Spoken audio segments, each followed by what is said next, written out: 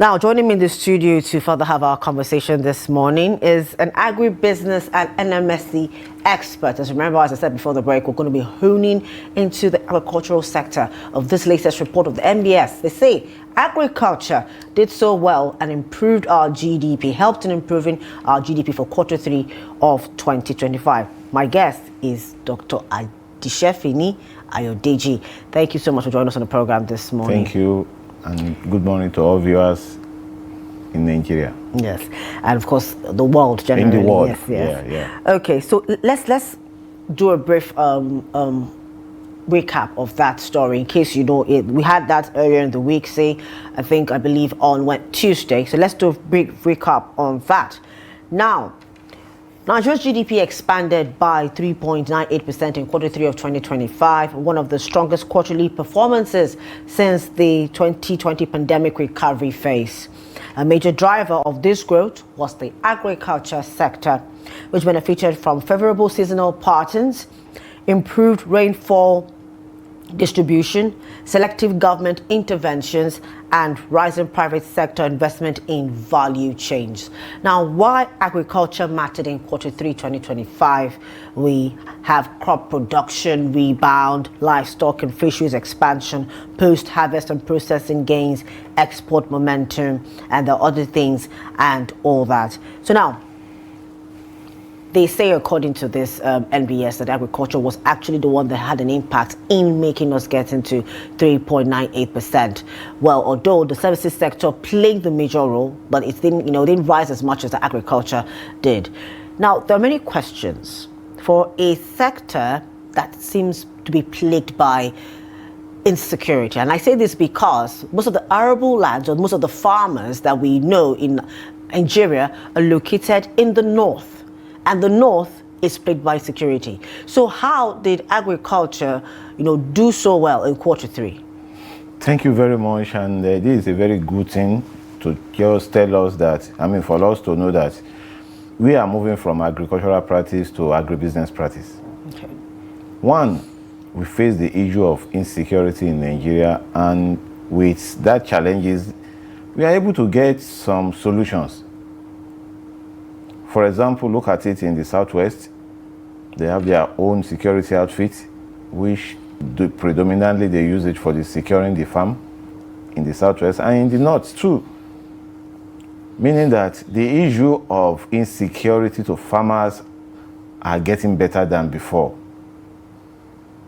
More farmers are looking inward to what we call community farming, so that majority of them will be in the same cluster area, whereby on daily basis, at least on a farm of 100 hectares or 50 hectares or 20 hectares, you will always see minimum of 20 or 40 people working on that particular farm on a daily basis. And in such, God will continue to protect us. It will be very, very difficult for any insecurity issue to come in that area. Number two,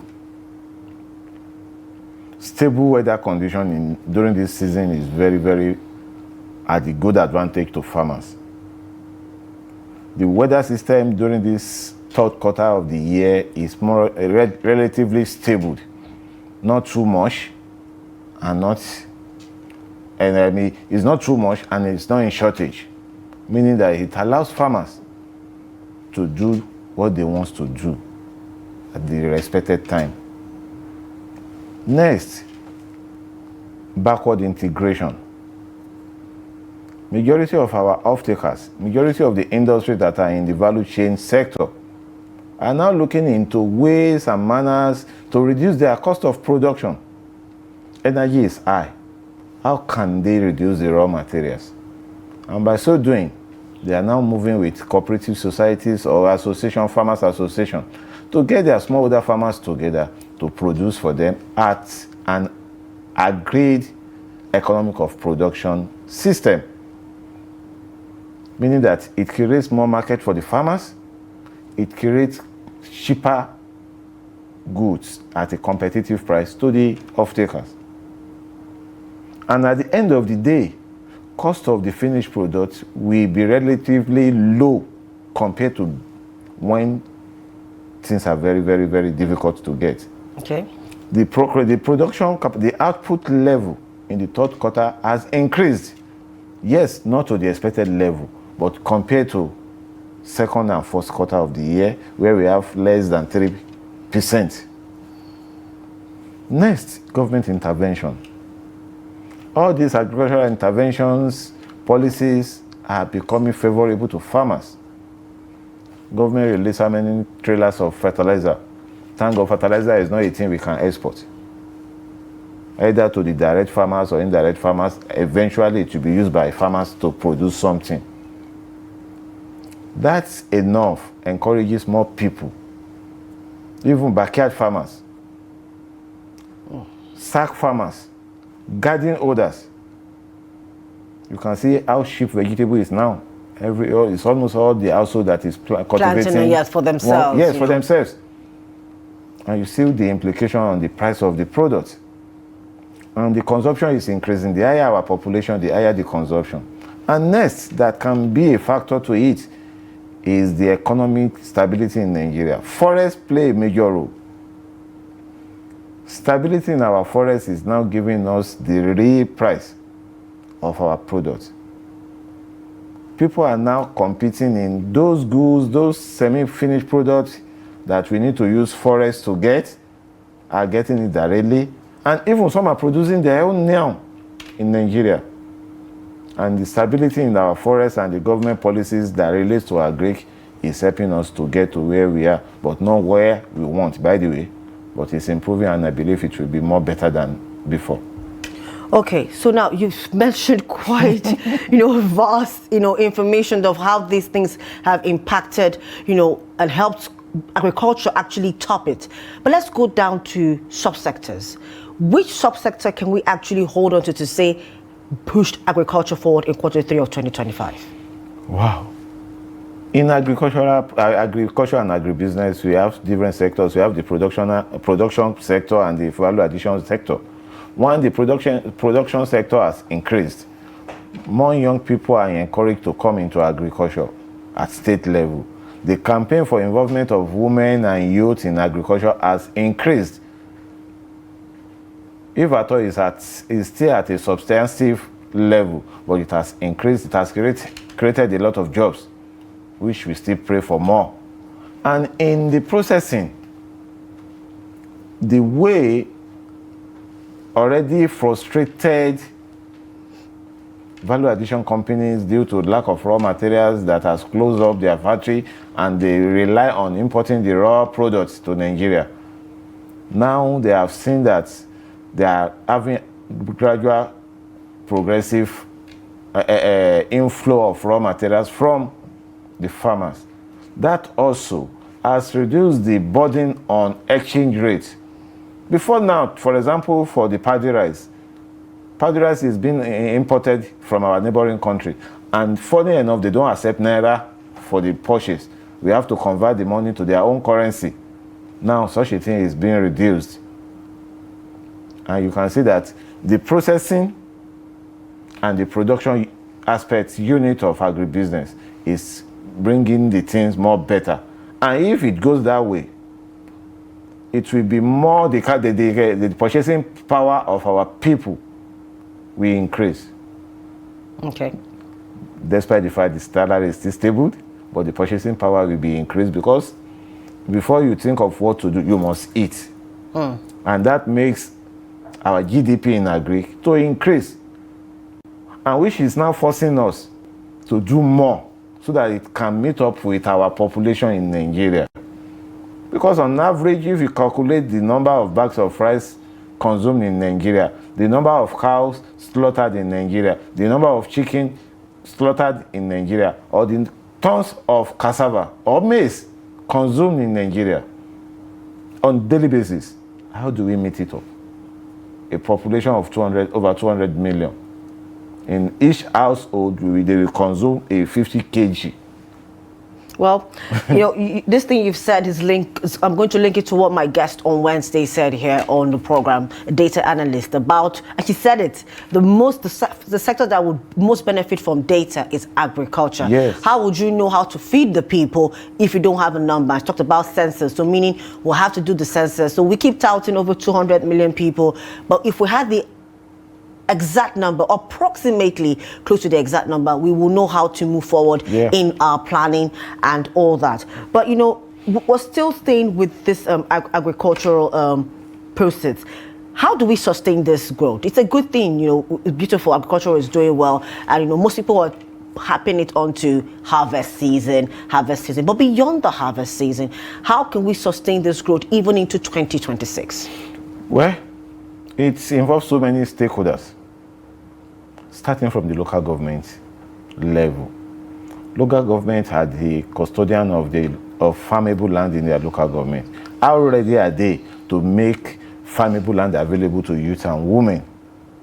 How interested are they in making the agricultural, as they're making food security and sustainability become sexy to youth and women? Okay. You understand what I'm saying? It becomes alluring and enticing. Exactly. Yes. Okay.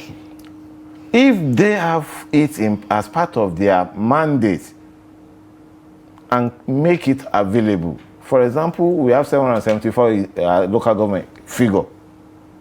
If each of these local government can make provision for minimum of 1,000 hectares of land in their local government, you know how many people? 1,000 hectares of land for 1,000 youths times 774. Multiply by, let's say they cultivate maize, average of 3 tons per hectare. That will be commensurate to what we consume. Because yet, we have not gotten to the average production of what we consume. And that is why we are still importing some. Just like you said, the guests analyzed, database is very important. How many households do we have in each local government? How do we produce? That is why when we are talking about backward integration, a factory that has production capacity of 30 tons per day can easily determine the required input per week, per month, and per year, so that they will not be short of raw materials. And that is what we should use in projecting our average consumption of each of these products: grains, cassava, legumes, livestock. Let's put it on average. And having it on average will help us to know what we need, how to expand our production capacity based on comparative advantage in Nigeria. We know that we have 6 geopolitical zones. Which zone is very good in grains production? Which zone is very good in tuber production? Which zone is very good in legumes production? Which state is very good in livestock management and production? Let's turn our system in the agricultural sector to become state comparative based. That will help us. And also, not only local government is a stakeholder, the state government needs to do theirs too. Okay. Now, this has been a great thing so far, but how will this impact inflation figures in the next quarter? Well, our inflationary rate will drop when the supply and the demand is going pari passu. It will get to a level that two of them will be at equilibrium. And what we pray for is to have more of supply than demand, so that we'll be able to do what? Export. Economy of every country is being increased and the inflation is reduced when there is excess export than import. But if we have not been able, or we are not able to meet with that level, we'll still be having a staggered inflation. Look at it now. The statistic they use is based on the harvest of second quarter. The next fourth quarter will be based on the third quarter harvest of our farmers. Okay. That is the way it goes. Every 3 months, it's either we harvest maize, because we have all these products with their own gestation period. If the harvest fall into any of the quarter, we say we have bountiful harvest. Is that not? But are we producing to meet up with that? We should not say because this time around our GDP agric has moved from 2.86 to 3.7 or 3.17. We should relax. What is the level and what is the expected output that will be coming out from December till January when we start projecting next year? And now, how many farmers are getting prepared for dry season farming? That is what will determine the next MBS statistic. All right. Because we have to go to another conversation, we'll have to wrap this up. But just before we let you go, how can we scale our agro-processing so that agriculture becomes a major export revenue? You know, you said something about fertilizer. I was going to come back to that. You said, thank God we don't export fertilizer. Why did you say that? You see, the number and quantity of fertilizer released this year to farmers were utilized in Nigeria, to the best of my knowledge. Not that they give it to us, we sold it out to another neighboring country. That's what I mean. And how do we scale up? Scaling up of agro-processing needs to go back to what we call cluster agro-processing zone in each state, in each local government, in each senatorial local government. If we can have a free agro-processing zone with required infrastructure, and what is number one? Security. Number two, energy source. And when we are talking about energy source, we should be looking at green energy.